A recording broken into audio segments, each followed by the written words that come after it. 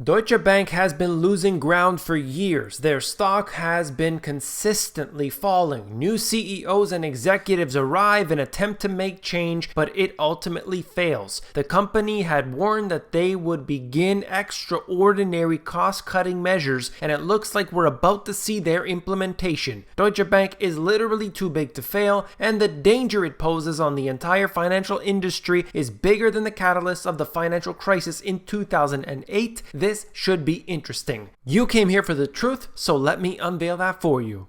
Today we are going to focus on Deutsche Bank. This is one company that I always like to point out because it grew so big and it is actually too big to fail. If it fails, you would have a catastrophe bigger than the financial crisis of 2008. I have heard over and over and over again how they would never let it happen. But the question I always pose, and nobody seems to have a good answer, is how do they bail it out? By what mechanism? You can't use a normal bailout. You can't use a bail-in. They would have to do something that has never been done before, and I literally don't know what they can do in order to save a company of this size. I'm not talking about the market cap. I'm talking about the derivatives. They are massive and they will unravel very fast. Let's take a look at what has happened here, recent developments. I wanted to bring them to you because this is an issue that I'm constantly keeping you up to date with, so check this out. Deutsche Bank is considering up to 20,000 job cuts, and they've already warned us in advance that this was coming, so it's not as if it's a surprise, but the numbers here, according to the Wall Street Journal's report, shows us that we could be seeing 20,000 job cuts.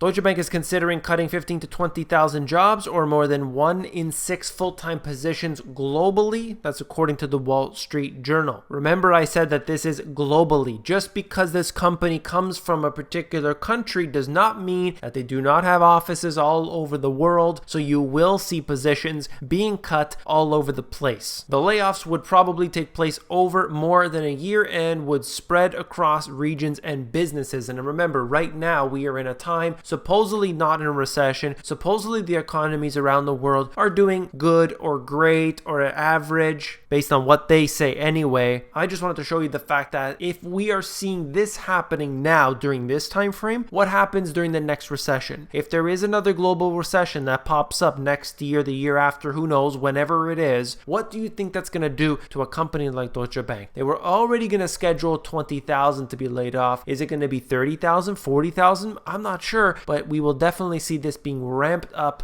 Then we'll have to deal with all of the consequences of that in the ripple effect. Further along in the article, they're talking about the equity division specifically, and I'm going to discuss that more in a second, but I just wanted to quote this before I move on into the next article. Members of Deutsche's supervisory board discussed those plans on a call earlier this month and argued that large-scale cuts were necessary in the bank's U.S. equities and rates trading businesses.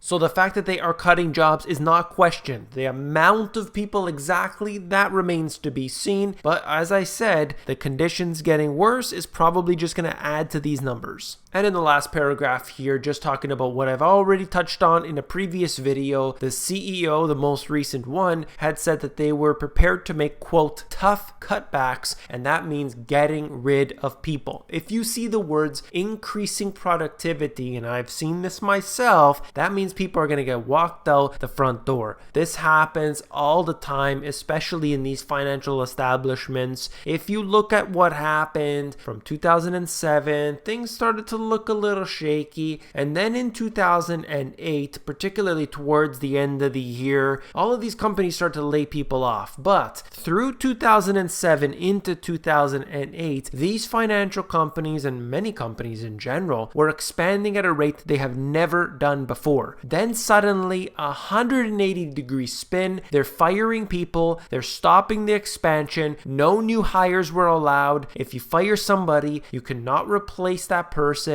This was happening consistently. If you're in the financial industry, put your comment down below and let me know what happened to you in your situation, the people around you. Tell me what you saw, because this was happening all over the place from what I was seeing. Deutsche Bank is preparing to start eliminating eliminating hundreds of jobs in its global equity division, the first major cuts in a broader restructuring, I love that word, after the collapse of merger talks with rival Commerce Bank. They were going to try and squeeze these two companies together and try to create a super bank, and of course that would never be a good thing, but in doing so, that would allow them to fire tens of thousands of people, according to the reports that I've shown you here, essentially get rid of as many people as you possibly can in order to, quote, increase productivity. Whenever they talk about restructuring, whether that's a company or whether that's debt, it's never good. When they're talking about a company specifically, what they do is they look around and they find which individuals, which positions, which departments can be completely axed altogether, and then they give that information that was done by that other team, that other person, put it to another individual. Now they're doing that other person's job. Twice the work, 3 times the work in some cases, but ultimately less overhead, less people. And if those people don't start performing at the rate that they hope, well, guess what? They're going to be walked out the front door as well. I have seen this time and time again. When we look at the restructuring of the debt situation, this is terrible because what they do is they take extremely bad debt, the worst quality possible, they package it up and they sell it off to some suckers. And this happens over and over again. We saw this issue with Europe in particular during the sovereign debt crisis, and it doesn't seem to be working. Their restructuring plans did not resolve the crises, and unfortunately the debt situation has been getting worse. The cuts mark the CEO's most decisive step since breaking off merger talks with Commerce Bank in April, and add to the 25% reduction in equities trading headcount he enacted after taking over more last year. The bank has about 1,000 employees in equities, not counting the research and support roles, and may cut as many as 20,000 jobs according to Wall Street Journal, as we talked about a moment ago. But nothing to worry about here because the stock rose. That's right, the stock actually went up as a result. And why? Because the Federal Reserve's annual stress test said that they were successful. Isn't that wonderful? That this company here, who clearly has a huge problem that is bleeding out one side, it doesn't matter because the Federal Reserve stress test said that it would be okay right now if something were to happen, and even if there was a financial crisis, there's going to be enough padding, enough safety measures in place to deal with any problems. I feel so much more confident now. I don't know about you, but certainly all of this is good for a nice laugh once in a while. Here's the stock itself, and you can see there that it is now at 678 euro. If I go back a little bit, just maybe to the 6 month, we can get an idea. It dipped down below 6 euro at one point. I don't know what the lowest was here, but essentially we are just looking at a time in which it had gone from basically significantly higher. No matter what part of this I show you, the 5 year, the 1 year, all the way back, we are at levels it has never been before. This is one of the biggest banks in the world. It is the global systemically important banks. It's part of that. And of course, this is literally too big to fail. It is lower than the lowest point during the financial crisis. And right now today, we're looking around and they keep saying everything's fine. What are you talking about? What are you talking about? Well, if you're simply going to put your head in the sand, you're not going to be able to see much around you. That's all really that I wanted to get into